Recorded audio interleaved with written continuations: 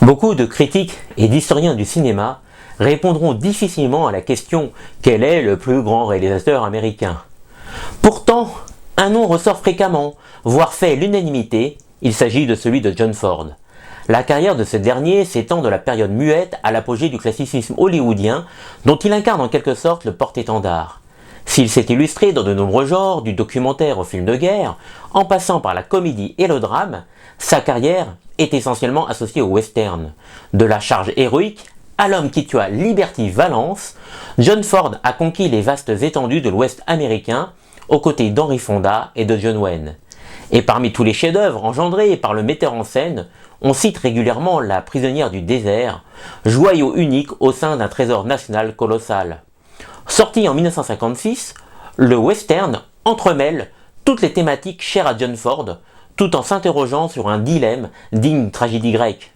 En collaborant une nouvelle fois avec John Wayne, le réalisateur entérinait les fondamentaux d'un genre et en extrayait la quintessence avant la vague de remise en question à venir durant les années 60. L'ouverture et la conclusion, à la forme parallèle, se plient à une maîtrise du cadre exceptionnelle, témoignant du génie de l'auteur et de sa capacité à définir des enjeux présents, passés et futurs en l'espace de quelques secondes. Le retour de John Wayne dans son foyer, synonyme d'une intégration possible, interpelle. Entre-temps, John Wayne aura ému comme rarement le public avec un récit bouleversant. On est frappé par le lyrisme qui imprègne les paysages, contrastant avec l'horreur qui se déroule hors champ.